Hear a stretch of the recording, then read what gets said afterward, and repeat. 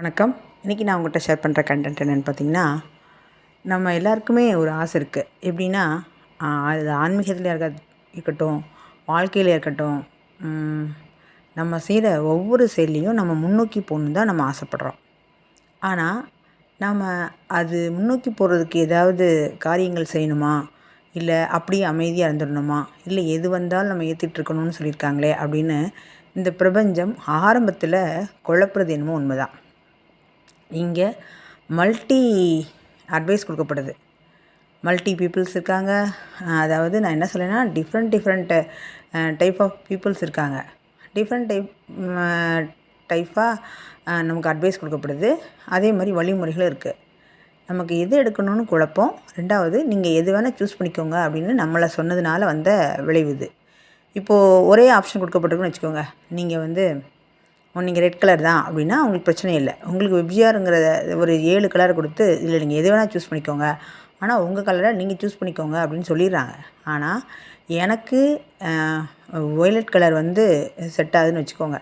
நான் க்ரீன் கலரை பிடிச்சி இது எனக்கு எனக்கு எனக்கு நல்லா இருக்குது, எனக்கு பிடிச்சிருக்கு, என் ஃப்ரெண்டு எடுத்திருக்கா, ஆனால் பார்க்க எல்லாமே க்ரீனாக இருக்குது, ஸோ இயற்கையோட நேச்சுரலாக இருக்குது, நான் இதை எடுத்துக்கிறேன் அப்படின்னு சொல்லி நான் ட்ராவல் பண்ணேன்னா, எனக்கு எப்போ வொய்லட்டுன்னு தெரியும், நான் வொய்லட்டு அப்படின்னு நான் எப்போ தெரியும்? காலம் கடந்து போகுது இல்லையா, காலம் விரையும் இல்லையா, இதை யார் சரி பண்ணுவா? இந்த சமுதாயத்தில் விட இந்த பூமியில் இது யார் சரி பண்ணி இந்த மக்களை வழிநடத்து போவா? ஒன்று. ரெண்டாவது என்ன கேட்டிங்கன்னா, இங்கே சித்தர்கள் ஞானிகள்னு இருக்காங்கல்ல, நிறைய பேர் வாழும் சித்தர்கள் இருக்காங்க, ஜீவசமாதியான சித்தர்கள் இருக்காங்க, சூட்சமமாக இருக்காங்க, எண்ணிலடங்கா கோடி கோடி சித்தர்களோடு இருக்காங்க. நீங்கள் அதில் எந்த சித்தரை சூஸ் பண்ணுவீங்க? எந்த சித்தர் உங்களுக்கு மெர்ஜ் ஆவாங்க? எந்த சித்தர் இது எப்படி கண்டுபிடிக்கிறது? இதுக்கு எத்தனை நாட்கள் ஆகும்? அதுக்கும் யுகமாக கோடி கோடி நாட்கள் எடுத்துக்கணுமா நம்ம? அதுக்கு எதுக்கு சித்தர் வேணும்? நாமளே அதை கண்டுபிடிச்சிருக்கலாம்ல.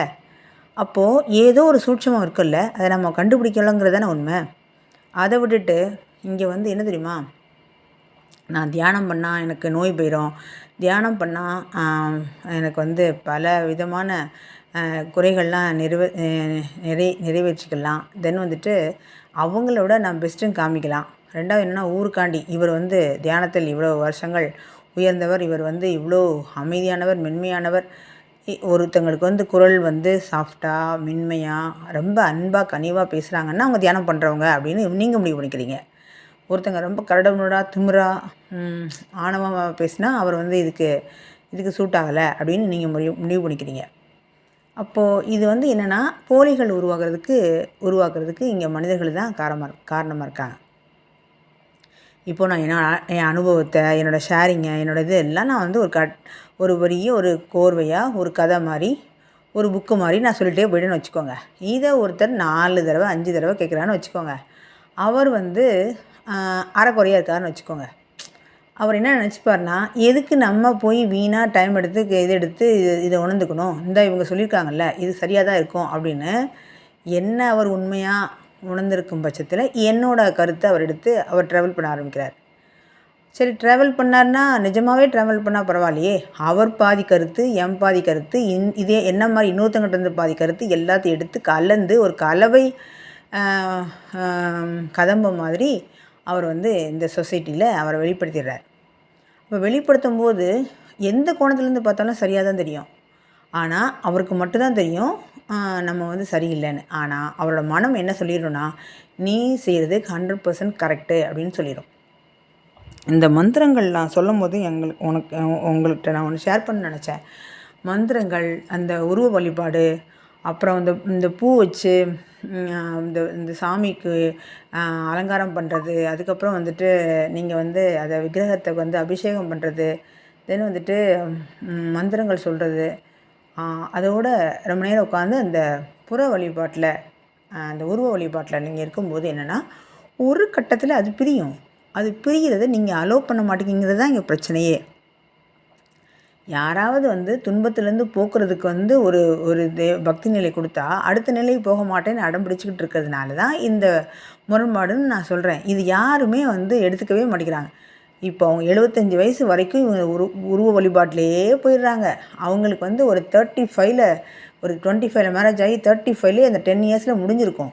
35 to 45 நடுவில் அருவ வழிபாடுக்கு வந்திருப்பாங்க. 45 to 55 வந்து அவங்க வெட்டு வழிக்கு வந்திருப்பாங்க.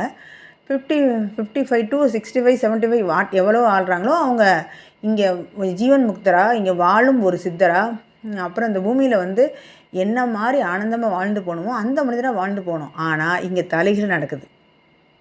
அந்த டைமில் நோய், அந்த டைமில் புறக்கணிப்பு, அந்த டைமில் வந்து நம்மளோட தவறுகள்லாம் வந்து உணர்த்தப்பட்டு காலம் கடந்த நிலை, உடல் நலம் வந்து இப்படி ஆனதுனால எதுவுமே செய்ய முடியாதது. அன்பை வந்து நம்ம நிராகரிச்சிருப்போம், அலட்சியம் பண்ணியிருப்போம், எல்லா தவறும் அந்த இடத்துல பண்ணியிருப்போம். ஆனால் அங்கே வந்து நம்மளை தேற்றுவாருக்கோ நம்மளை போற்றுவாருக்கோ ஒருத்தங்களும் இருக்க மாட்டாங்க. நம்ம தனிமையில் வந்து நிறைய பேர் வந்து முதியோர்களாகி இறந்து போயிடுறான்.